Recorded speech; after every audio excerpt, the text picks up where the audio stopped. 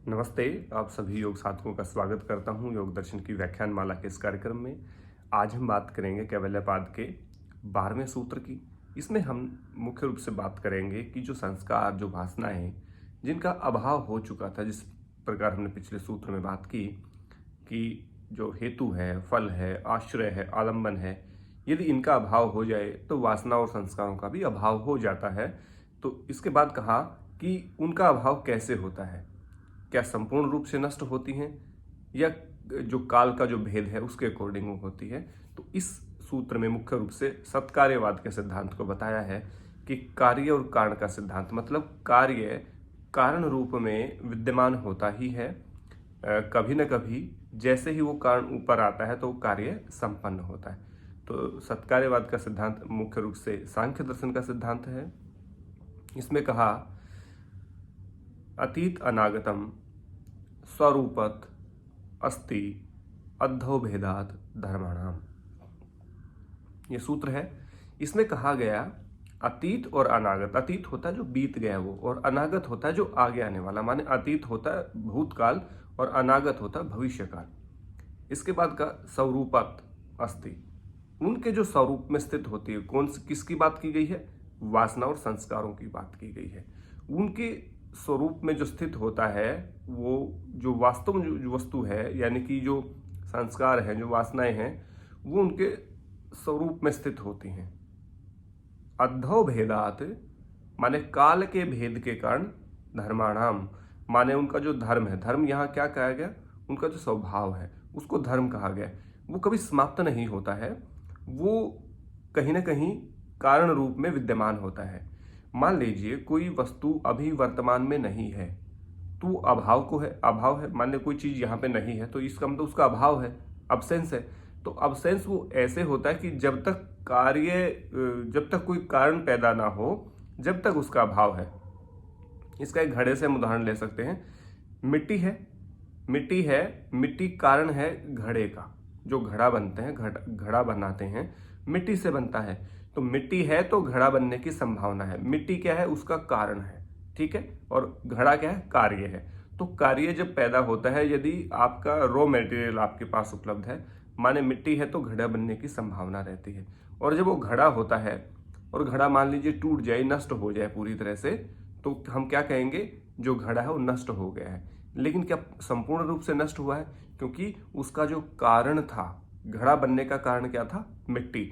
लेकिन टूट फूट कर भी तो मिट्टी अपने वास्तविक स्वरूप को प्राप्त हो गई है।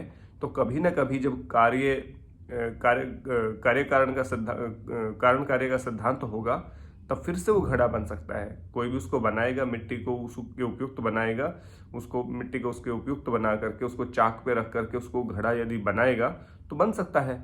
तो संपूर्ण रूप से नष्ट नहीं हुआ, घड़ा नष्ट हो गया लेकिन पुनरावृत्ति हो सकती है। तो उसकी भविष्य में उसको बनाया जा सकता है। और मिट्टी है तो कभी न कभी वो मिट्टी, मान ली घड़ा है तो कभी न कभी मिट्टी था, अभी वो फूट करके फिर से मिट्टी बन रहा है। तो कोई भी चीज का संपूर्ण रूप से अभाव नहीं होता। और वो इसलिए नहीं होता क्योंकि उसका अगले सूत्र में कहा है सत और रज तम जब तक विद्यमान रहते हैं, जब तक कार्य कारण का सिद्धांत विद्यमान रहेगा। मान लीजिए कोई बीज है, आज उसको अंकुर इसलिए नहीं हो रहा क्योंकि उसको उपयुक्त मिट्टी, खाद, हवा, उसको टेम्परेचर उसके अनुरूप नहीं मिल रहा। लेकिन बीज में वो अंकुर होने, पैदा होने की संभावना व्याप्त है।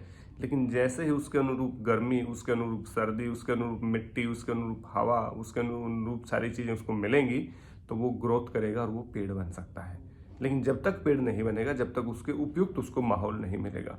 तो कार्य कारण का सिद्धांत यही है कि कोई भी कार्य संपन्न होता है वो कारण रूप में पहले से मौजूद होता है। लाइक गन्ने में रस निकलता है, रस उसके भीतर पहले से था तो ही रस निकला।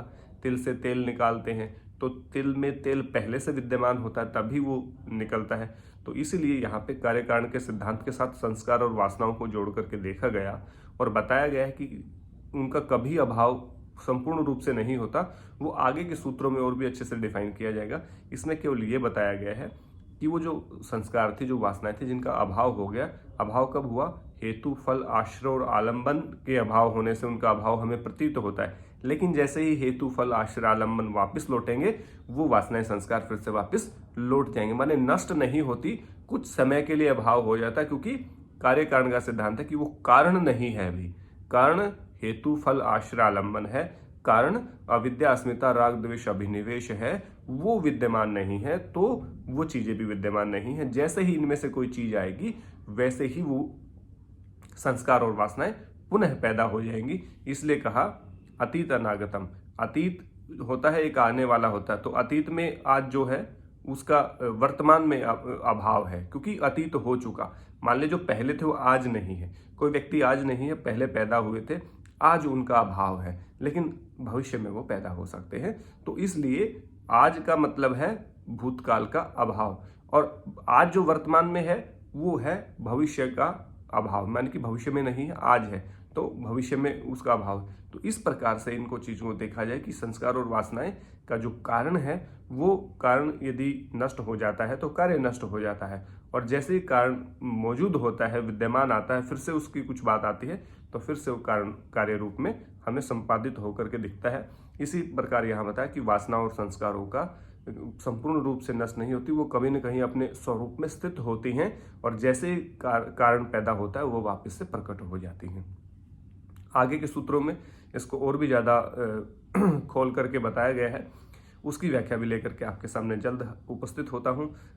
इस सूत्र में, इस व्याख्यान में केवल इतना ही। तो आप अपना सब ध्यान रखिए और स्वाध्याय सानिध्य और योग अभ्यास करते हुए आप सबका बहुत बहुत धन्यवाद। इस सूत्र को पढ़ना चाहते हैं तो इस वीडियो के नीचे डिस्क्रिप्शन में लिंक मिलेगा, आप उस पर जाकर इसको पढ़ भी सकते हैं।